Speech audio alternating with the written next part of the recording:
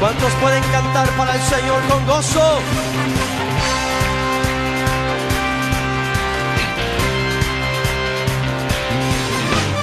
Yo cantaré en la presencia del Señor con gozo y me gozaré, en la casa de Adonai danzaré. Yo cantaré en la presencia del Señor con gozo. Y dice así, Primera de Pedro, capítulo 4 y versículo 7: Mas el fin de todas las cosas se acerca. Sed pues sobrios y velad en oración, y ante todo, tened entre vosotros ferviente amor, porque el amor cubrirá multitud de pecados. Hospedaos los unos a los otros sin murmuraciones. Cada uno, según el don que ha recibido, ministrelo a los otros, como buenos administradores de la multiforme gracia de Dios. Si alguno habla, hable conforme a las palabras de Dios. Si alguno ministra, ministre conforme al poder que Dios da, para que en todo sea Dios glorificado por Jesucristo, a quien pertenecen la gloria y el imperio por los siglos de los siglos. Amén. Continuamos hablando acerca de consejos de Pedro, y como hemos estado mirando, una de las cosas muy importantes que dentro de estos consejos que Pedro nos está dando es la humillación. Porque nuestro Dios rechaza al orgulloso, pero dice que da gracia a los humildes. ¿Por qué? Porque cuando yo permito que el orgullo esté dentro de mí, yo no permito ninguna ayuda, y yo creo que soy aún hasta más inteligente que Dios y que tengo la mejor forma de cómo solucionar las cosas y que no necesito a Dios. Pero sin en cambio, cuando yo soy humilde es todo lo contrario. Necesito ayuda, espero la ayuda de Dios y Dios nos la da. Y por eso es de que Pedro va a estar resaltando esto, y más que nada porque él lo aprendió en su vida propia. Él tuvo que pasar las consecuencias de su de su propia exaltación, de su propio orgullo, y hubiese sido todo lo contrario si él hubiese aprendido de Dios y hubiese estado humilde. Y por eso es de que 2 veces nos va a estar hablando y nos va a estar diciendo esta frase: sed sobrios y velad.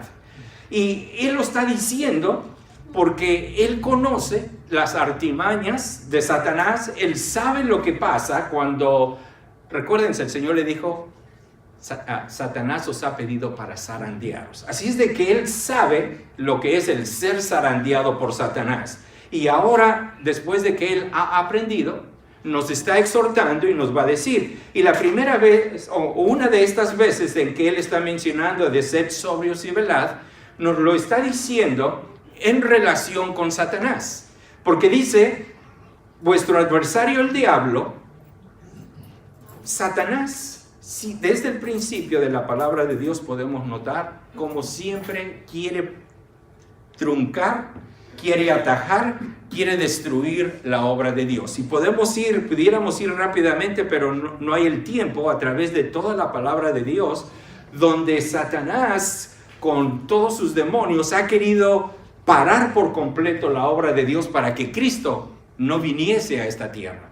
Y se pueden dar cuenta cuando estas 70 familias estaban a punto de desaparecer porque había una hambre tremenda, Dios los cuida y los manda a Egipto. Después en Egipto se dan cuenta cómo querían también ahí ser destruidos y el faraón los quería simplemente como esclavos, y pudiéramos continuar a través de toda la historia de ellos, pero Dios siempre los ha protegido, pero Satanás siempre tratando de atajar la obra de Dios. Y en nuestros días no es nada diferente, todo es igual.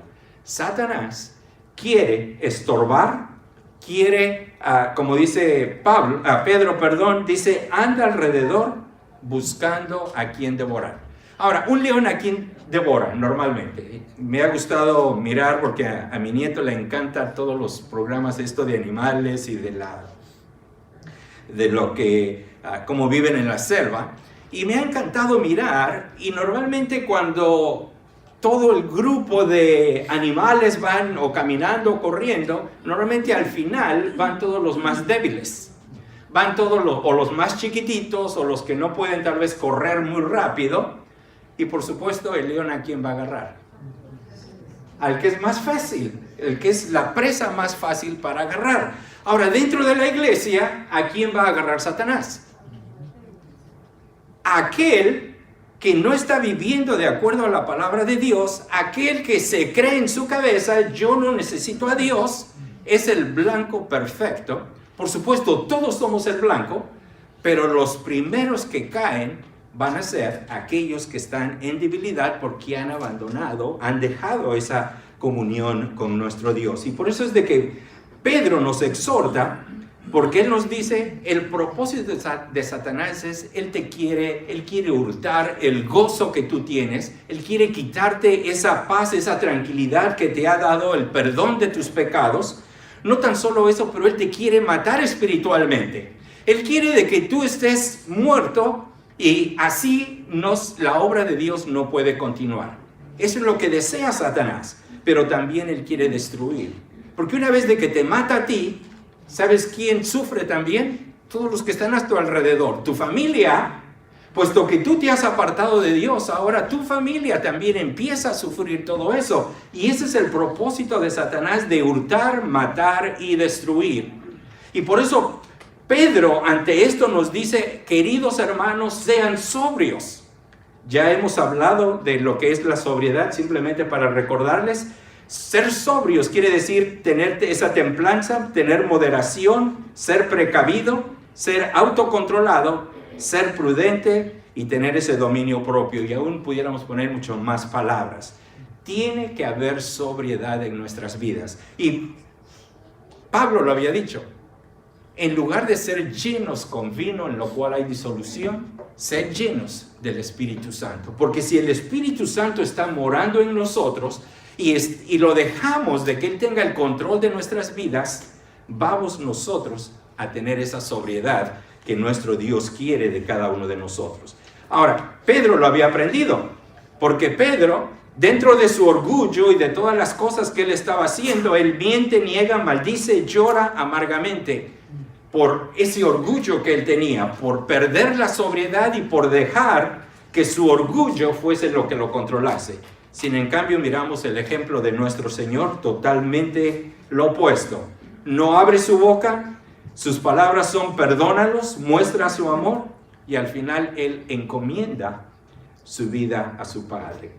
Y además, después Pedro nos va a resaltar las hermosas palabras. Dice que nuestro Señor nos ha dejado ejemplo para que sigamos sus pisadas. Y Pedro nos está diciendo, antes tal vez yo quería de que me siguieran a mí. Y tal vez les exigía a lo mejor a los discípulos, hey, vamos a ir allá, vamos a hacer esto y me tienen que seguir. Pero después de que ha aprendido la lección, ahora Pedro, ¿qué es lo que dice? Síganlo a él. ¿Se recuerdan a Juan el Bautista? Él decía, viene uno detrás de mí que es más grande que yo. Y después cuando el Señor viene, dice, he ahí el Cordero de Dios. A Él, síganlo a Él. No sigan a un ser humano, porque nosotros como seres humanos somos propensos a pecar si no permanecemos en comunión con nuestro Dios. Pero ¿qué es lo que pasa si seguimos a nuestro Maestro? ¿Qué pasa si seguimos a nuestro amado Salvador? Él nunca nos va a fallar. Él nunca va a caer. Él nunca va a tener problemas. Por eso es de que la palabra de Dios nos enfoca a quitar nuestra mirada horizontalmente de algún ser humano y quiere que la pongamos en nuestro Dios. Pero también nos da, lo miramos ya también, el de velar. Y el velar, queridos hermanos, es de suma importancia.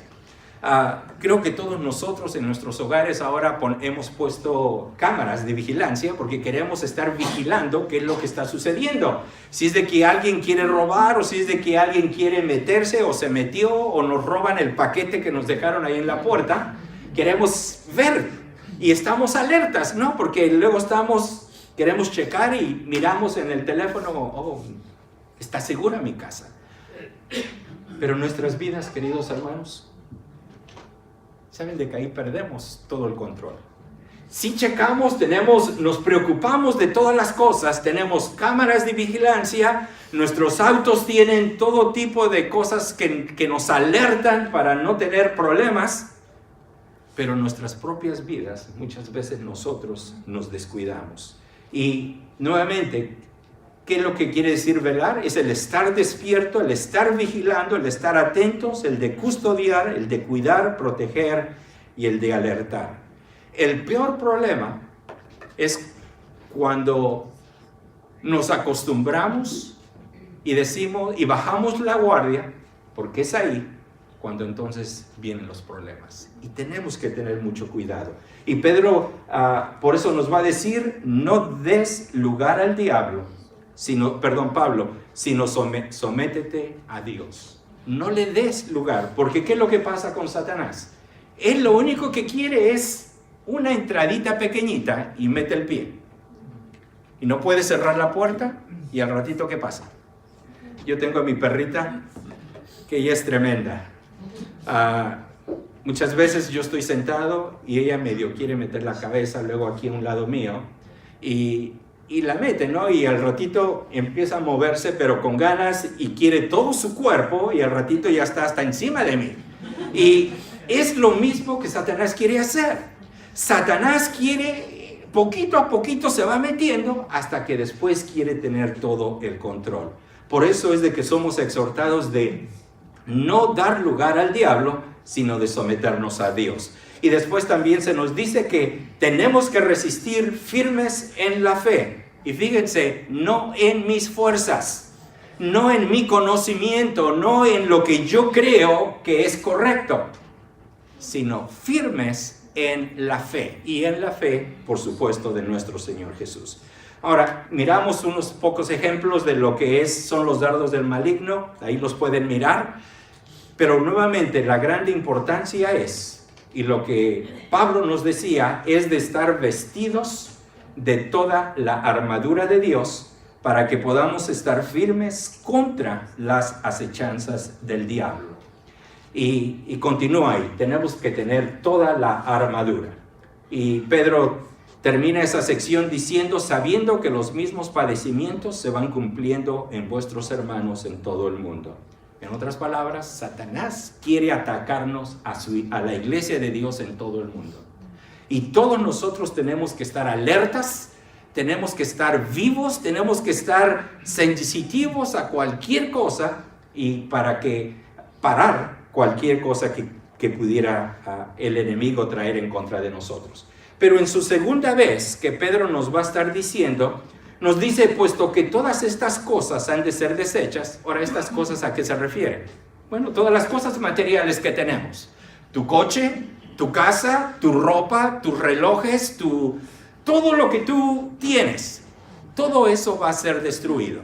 Entonces, Pedro nos está diciendo, ¿para qué entonces gastar toda una vida para tratar de obtener eso y perdemos lo más importante, que es nuestra comunión con Dios y que es el hacer tesoros en el cielo? Y Pedro nos lo dice. Por eso dice, ¿cómo no debéis vosotros andar en santa y piadosa manera de vivir? Estamos viviendo los últimos días. Y por supuesto, los ataques de Satanás se están multiplicando. Esta semana, no sé cuántos de ustedes han estado mirando las noticias. ¿Qué está pasando en varios estados? Lo del aborto. Y se está levantando un grupo diciendo, tenemos derechos como mujeres y como mujeres. ¿Y los derechos del bebé? ¿Los derechos del bebé? Y muchas veces es por el pecado de estas mujeres, de las cosas que han hecho, y el resultado, por supuesto, ahora quieren matarlo, quieren destruirlos. Por un lado, el otro es aquí en el estado de Texas. ¿Saben lo que está pasando? ¿No? ¿No saben? Bueno, lean las noticias. Satanás, sus ataques son tremendos. No tan solo en nuestra vida privada, no tan solo en nuestra vida como iglesia, pero en nuestra vida también en la ciudad donde vivimos, en el estado donde vivimos. se nos quiere truncar, se nos quiere acusar, se nos quiere hacer muchas cosas, simplemente porque somos los hijos de Dios. Así es de que, hermanos, por eso es de que Pedro nos exhorta. Dice, mas el fin de todas las cosas se acerca. Mas el fin de todas las cosas se acerca. Y ahora nos lo dice, sed pues sobrios y velad en oración. Sed pues sobrios y velad en oración. Saben de que el día de hoy, si estuviésemos viviendo en el primer siglo, han pasado 28 días después que el Señor ha resucitado. Han pasado 28 días. ¿Y cómo están los discípulos? ¿Cómo está ese grupo que son los que van a continuar con la obra de Cristo? ¿Desanimados? ¿Están llorando? Muchos han perdido su enfoque totalmente. El Señor Jesús había llamado a estos y les dice, yo los voy a hacer pescadores de hombres. Les cambió su profesión por una nueva profesión para que estuviesen ahora al servicio de Dios. En estos días, 28 días únicamente, ¿qué es lo que hacen los discípulos? Bueno, están allá en el norte, en Galilea, y Pedro dice, ¿saben qué? Yo mejor me voy a regresar a pescar. En otras palabras, me voy a regresar a mi vida vieja, a lo que yo hacía. A pesar de que Dios les había dado una nueva identidad, a pesar de que Dios les había dado un nuevo propósito, a pesar de que Dios les había dado un nuevo objetivo, el desánimo, la confusión, la amargura de haber perdido a su maestro, todos estos sentimientos que embargan la vida de este grupo, los hacen estar no tan solo sin seguir avanzando como Dios quería, sino ahora retrocediendo. Mejor nos regresamos a las cosas que hacíamos antes. Y es interesante marcar en la palabra de Dios. Abran sus Biblias en Marcos capítulo 16. Marcos capítulo 16. Y fíjense lo que dice el versículo 7. Marcos capítulo 16 y versículo 7. Y fíjense, Pedro ha aprendido la lección. Por eso es de que él nos dice, el fin de todas las cosas se acerca. Sed pues sobrios y velad en oración. El Señor ha resucitado. Y si se recuerdan, la relación entre Pablo y el Señor está separada, ha sido quebrada, porque Pedro le ha negado y Pedro ha hasta maldecido y ha dicho muchas cosas en contra del Señor, y ahora él se encuentra en una situación de tristeza, se encuentra con su corazón acongojado porque dice, le he fallado al Señor. Y uno de los problemas más grandes es cuando tú te quieres sentir, ay, pobrecito de mí, lo que yo hice. Eso es lo que quiere Satanás, porque te quiere dejar encerrado en ese hoyo y que tú nunca salgas de ahí. Dios no quiere eso.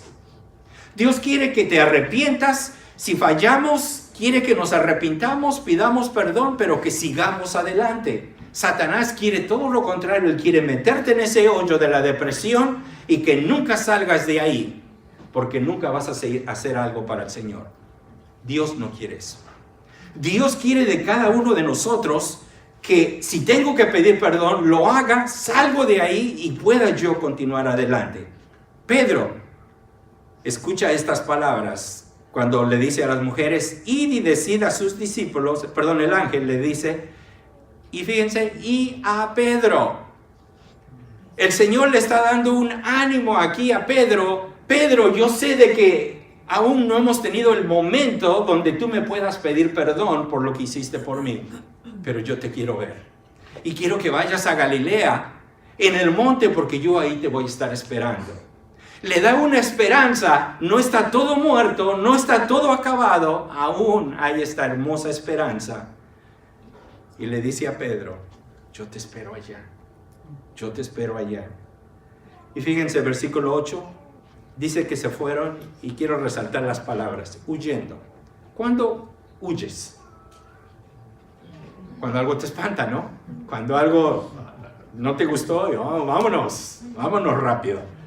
En el versículo 8, después dice, les había tomado temblor y espanto. Ahora imagínense, el Señor les había dicho, yo voy a resucitar. Todas estas cosas son importantes que me pasen. Yo tengo que ir y padecer mucho.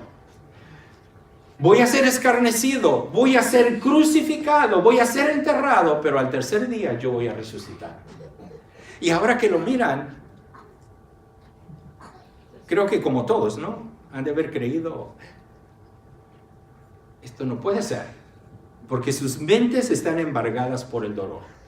Y esto es lo que pasa, cuando estás embargado por el dolor, por el sufrimiento de la pérdida de un ser querido, ¿qué es lo que pasa? No podemos mirar claramente.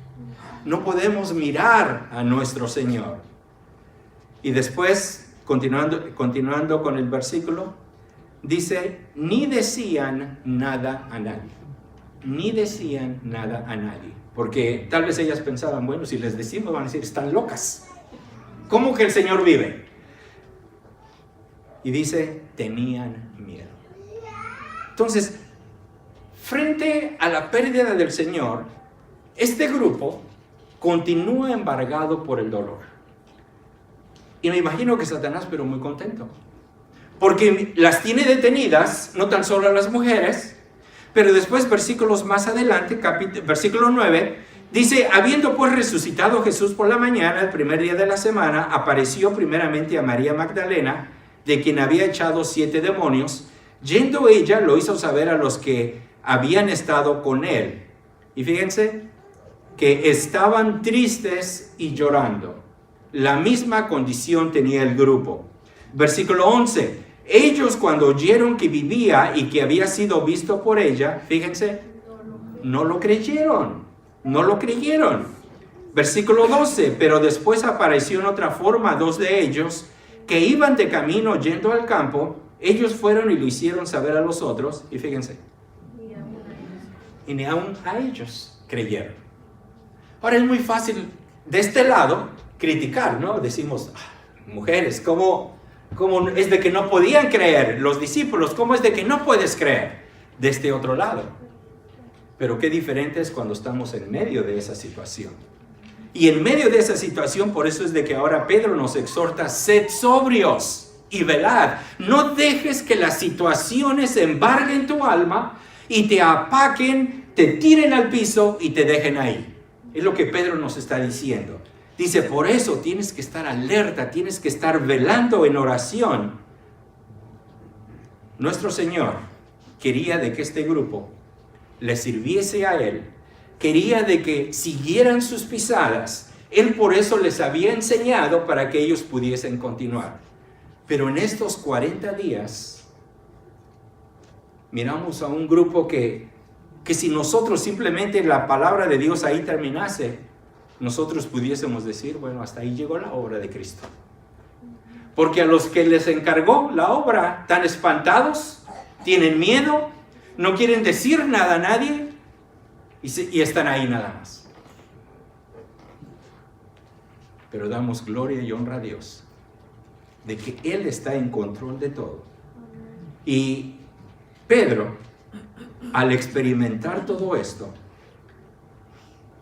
después en Marcos se nos dice también el versículo 14, dice, finalmente se apareció a los 11 mismos, estando ellos sentados a la mesa, y fíjense, y les reprochó su incredulidad y dureza de corazón. Les reprochó su incredulidad y dureza de corazón. Y tal vez diciéndoles, ¿por qué no creyeron a las mujeres? ¿Qué respuesta creen que hubieran dado estos hombres, estos 11 hombres? Wow, es que es una mujer, ¿no? Pero después a estos 2 que iban a Emaús y que lo miraron partir el pan y sus ojos fueron abiertos, ¿por qué no les creyeron? Eran hombres. Han de haber dicho, bueno, es que quién sabe qué habrán comido a lo mejor, ¿no? Pero se dan cuenta nuestro Señor les reprocha su incredulidad. ¿Saben de que hay otro acontecimiento en la palabra de Dios donde se muestra lo mismo que pasa cuando un ser querido ha muerto? Cómo el dolor, cómo el sufrimiento, cómo el dolor de la separación afecta y no quieren ya hacer nada. Si nos vamos rápidamente a Josué capítulo 1. Josué capítulo 1.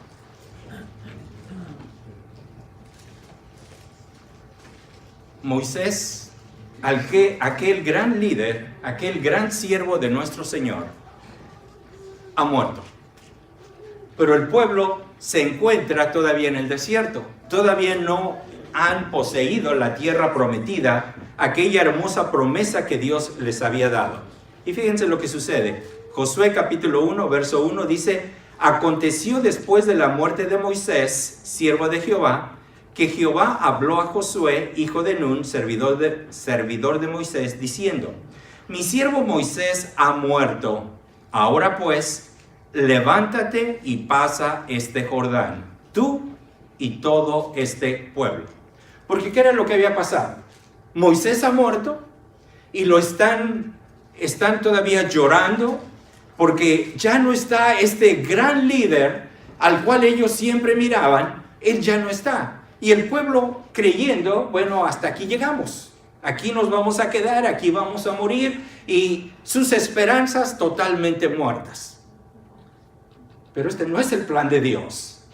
Nosotros como seres humanos simplemente somos los instrumentos que Dios nos usa.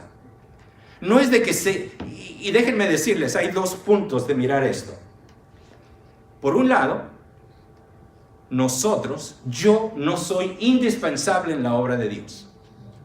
Y tenemos que meternos esto bien en la cabeza. Porque el orgullo nos hace pensar todo lo diferente, ¿no? Así pensamos en el trabajo. En el trabajo pensamos, si yo me voy, esta compañía va a empezar a perder porque mi posición es muy importante en esta compañía. Y qué triste es la realidad, ¿no? Porque te vas. Hay agencias que se les puede llamar y te envían a uno mejor que tú. Pero si en cambio tú, con el orgullo que tú tienes, tú dices, no, esta compañía se va a ir a quiebre y se van a dar cuenta cómo yo les hago falta y me van a tener que llamar. Eso es lo que hace el orgullo. ¿Y qué es lo que pasa? ¿Qué es lo que pasa aquí? Este pueblo está llorando, está en amargura diciendo, nuestro gran líder Moisés ha muerto. Qué tristeza nos embarga. Hasta aquí vamos a llegar. Pero fíjense lo que sus planes de Dios son muy diferentes. Por eso le dice en el versículo 2, le dice en primer lugar, individualmente le dice a Josué, levántate y pasa este Jordán. En otras palabras, ya lloraste a Moisés lo suficiente. No te quedes mirando el pasado, porque el pasado te va a traer problemas. ¿Y saben de qué ese fue uno de los consejos que me dieron cuando mi esposa falleció? Si tú te quedas viviendo en el pasado, si tú te quedas con todas las memorias y nada más estás mirando el pasado, vas a tener problemas. Y me pusieron el ejemplo. Dices como cuando tú vas manejando. ¿Qué pasa si todo el tiempo vas mirando en el espejo retrovisor? ¿Qué va a pasar? Vas a chocar, aún hasta puedes perder la vida por querer vivir en el pasado, que no podemos cambiar, que no podemos transformar ese pasado. El pasado ha pasado. Pero el presente, Dios nos lo da, porque el futuro tampoco es nuestro. Pero el presente, el día de hoy, es tuyo y es mío, para que se lo demos a Dios. Y Él quiere usarnos grandemente para su gloria. Y por eso le dice a Josué, levántate, deja de llorar y pasa este río. Y después le dice, tú, pero también todo el pueblo. Y nosotros como iglesia, queridos hermanos, tenemos que hacer eso. Tenemos que enfocarnos en nuestro Señor, Ciertamente nos da tristeza cuando un ser querido, un hermano querido, ha pasado a la presencia del Señor, pero tenemos que seguir moviéndonos, tenemos que seguir caminando. Pero sobre todas las cosas, nuestro Dios tiene un plan específico para tu vida y para mi vida. Y ahorita lo vamos a mirar.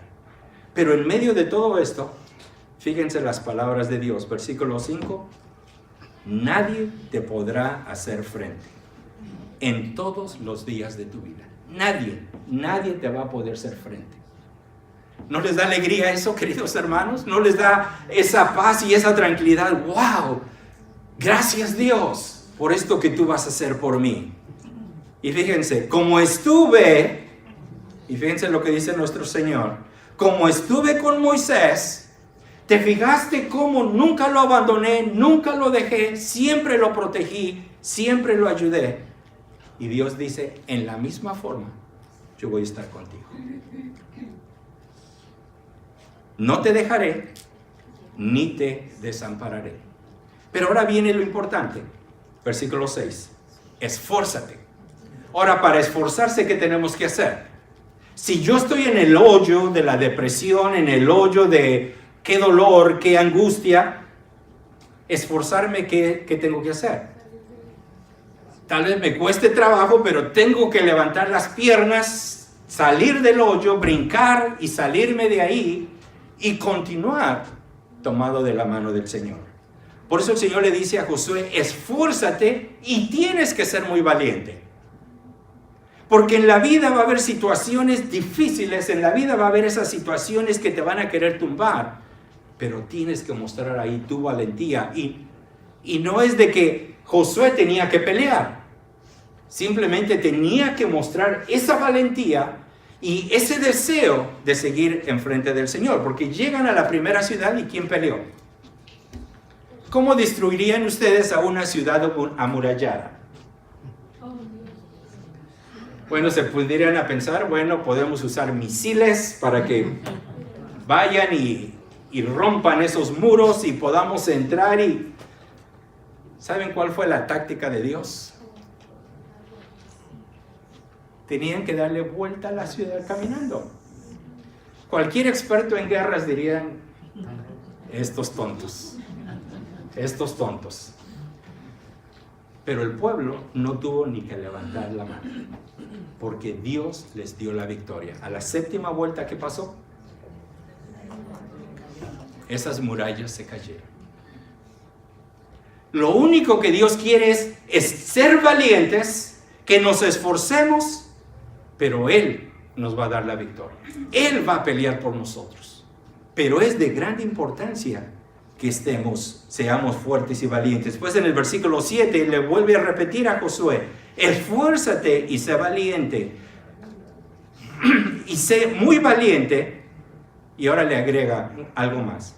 Para cuidar de hacer conforme a toda la ley que mi siervo Moisés te mandó, no te apartes de ella, ni a diestra, ni a siniestra. No te apartes de este libro.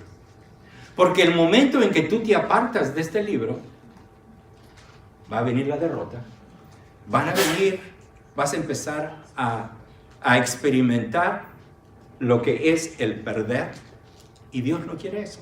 Dios quiere darnos la victoria. En el Nuevo Testamento tenemos, en Cristo somos más que vencedores. Y nadie nos va a poder hacer frente, porque nuestro Dios está con nosotros. Entonces, lo que nuestro Dios quería tanto en el Antiguo Testamento como en el Nuevo Testamento, después de la muerte de nuestro Señor Jesús, Él quiere que su iglesia se levante. Él quiere que su iglesia no viva en el pasado, no quiere que su iglesia viva en el hoyo de la depresión. Él quiere que su iglesia sea una iglesia victoriosa. Él quiere que su iglesia sea una iglesia activa. Él quiere que sea una iglesia que se preocupe por aquellos que no conocen a Cristo. Una iglesia que se preocupe por ayudar a su hermano, para levantarlo, para continuar. Eso es lo que nuestro Dios quiere. Y por eso es de que Pedro entonces va a continuar ahí en 1 de Pedro capítulo 4 y nos va a decir, dice, cada uno de ustedes, en la versión moderna, cada uno de ustedes ha recibido de Dios alguna capacidad especial. Úsela bien en el servicio a los demás. Entonces Pedro ahora nos dice, tienen que estar alertas, tienen que estar vigilando a todo a su alrededor, pero tienen que empezar a moverse. Y ahora Dios los ha capacitado a cada uno de ustedes. Y Pedro nos pudiera decir, bueno, yo era pescador de hombres y Dios me cambió mi profesión de pescador de hombres a pescador de almas ahora. Lo mismo está haciendo contigo. Yo no sé qué habilidad y qué don Dios te ha dado a ti. Y hay dos puntos. Si yo uso lo que Dios me ha dado para mí, y nada más para mí, ¿saben lo que eso es? Eso es egoísmo. Si yo uso lo que Dios me ha dado exclusivamente para mí, para enriquecerme, para hacer cantidad de cosas, para tener todo, total, tengo el conocimiento, tengo las habilidades, lo puedo hacer, eso se llama egoísmo. Ahora, si yo lo uso y ayudo a organizaciones, ayudo a grupos, ayudo a personas necesitadas, eso se llama altruismo. Entonces, ¿qué es lo que quiere Dios de mí? Como Pablo lo puso. Él quiere mi vida sobre el altar, en sacrificio vivo, santo y agradable a Dios. Porque entonces Dios va a utilizarme una vez de que yo me pongo sobre ese altar. Y Él ahora va a hacer su voluntad a través de mí y su nombre va a ser glorificado. Entonces tienen tres opciones de lo que pueden hacer con lo que Dios les ha dado. Y ojalá de que cada uno de nosotros podamos escoger el tercero. El de poner nuestra vida y poner nuestro conocimiento y poner todas las habilidades que Dios nos ha dado sobre el altar y decirle, Señor, aquí está. Úsame para tu gloria. ¿Y saben el resultado? Ya no van a ser pescadores de peces, sino ahora van a ser pescadores de hombres. En el caso de Pedro. En el caso de cada uno de ustedes, no sé. Lo que el Señor te ha dado, Dios lo va a transformar para ahora usarlo. No te lo va a quitar, no te lo va a quitar. Sino te va a ayudar a que te prepares aún mejor en eso para ponerlo a sus pies y para poder servir. Qué hermoso es nuestro Señor, ¿no? Tenemos a un Dios realmente maravilloso. Pero saben de que la historia no termina ahí. Continúa. Porque el Señor les había dicho a los discípulos, van a recibir poder. Y ese poder, Él les había prometido, y ahí en Juan lo pueden leer después, la venida del Espíritu Santo. El Espíritu Santo es ese poder divino dentro de ustedes. Y como Pablo después también lo pone, dice, ese mismo poder que levantó a Jesús de entre los muertos, ese mismo poder está en ti y está en mí. ¿Entiendes esto? No. ¿Realmente lo entiendes? Lo vuelvo a repetir. No me contesten. ¿Realmente lo entienden? ¿Entienden lo que esto implica? El mismo poder que levantó a Cristo de entre los muertos está en tu vida y está en mi vida. Ahora te hago la pregunta. ¿Cómo estás viviendo tu vida?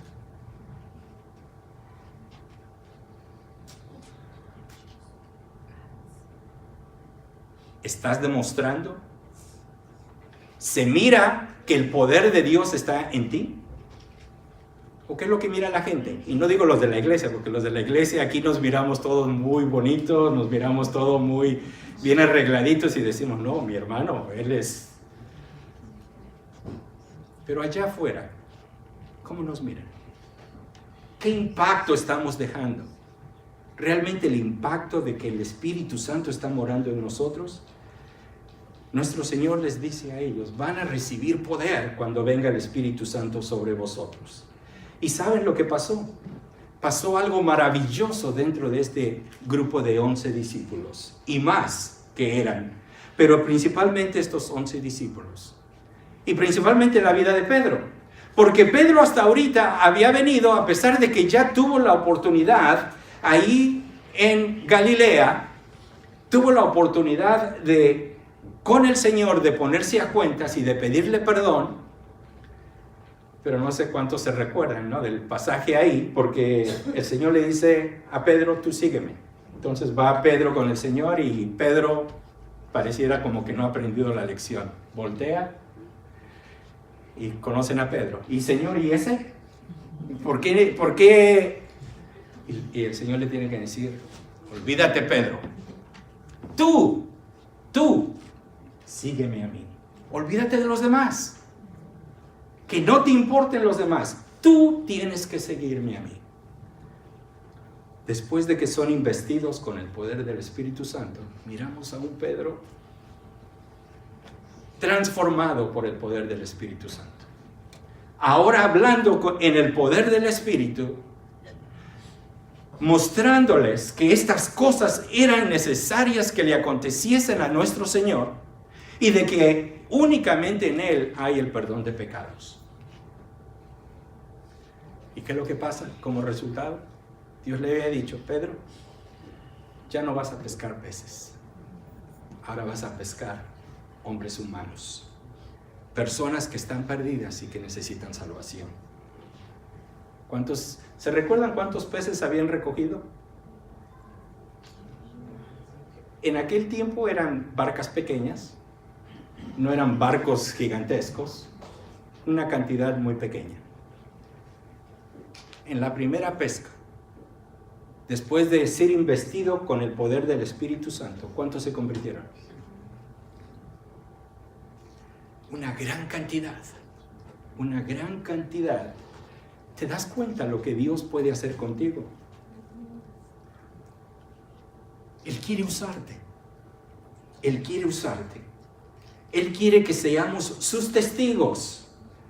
Y no tan solo los testigos en tu hogar, con tu esposa, con tus hijos. No tan solo testigos aquí dentro de la iglesia, pero también testigos en esta región donde Dios nos ha puesto. En este país donde Dios nos ha puesto. En este mundo donde Dios nos ha puesto. Y por eso es de que Él dice, serán mis testigos, tanto en Jerusalén como en toda Judea y Samaria, y hasta los confines de la tierra. Queridos hermanos, impactemos a esta ciudad de South Houston y el mundo entero con el mensaje de Jesucristo. Recuérdate, si tú usas lo que Dios te ha dado para ti, es egoísmo. Si lo usas para ayudar a otros, eso es altruismo. Pero si pones tu vida sobre el altar y te niegas a ti mismo y permites que Dios te use, ¿sabes? Hay un salmo hermoso, Salmo 60:12 y el 108:13. En Dios haremos proezas. Todos juntos. Si todos nos ponemos en las manos del Señor y permitimos que este grande poder del Espíritu Santo que está dentro de nosotros, el resultado va a ser que vamos a hacer proezas. No nosotros, no yo, sino Él. Porque todo es acerca de nuestro Dios. Nada es acerca de mí.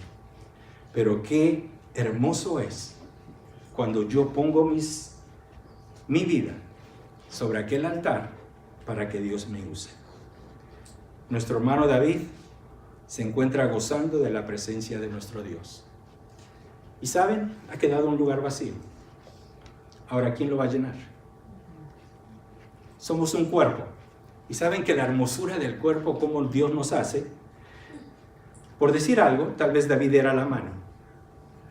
Pero en el cuerpo de Dios, una de las cosas maravillosas es de que la mano va a volver a crecer. Porque Dios va a capacitar, ya no a uno, a lo mejor a muchos, para que tomen ese lugar.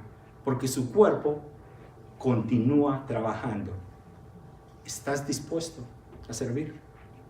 ¿Estás dispuesto a continuar? Y esto lo digo con mucho respeto.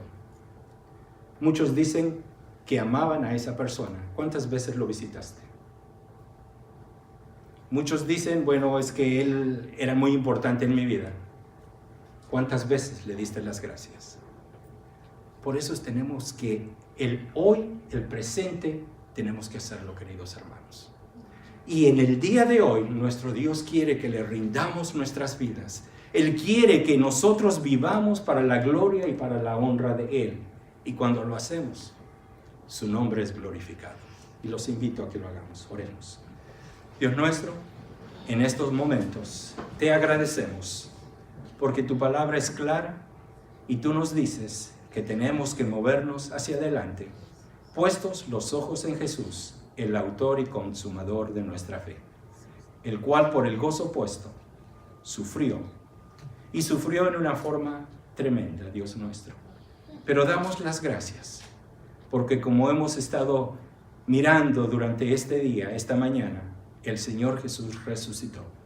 Él vive, y Él quiere que nosotros continuemos con la obra que Él ha empezado. Y nos ponemos en las manos tuyas, Dios nuestro, para ser usados por ti.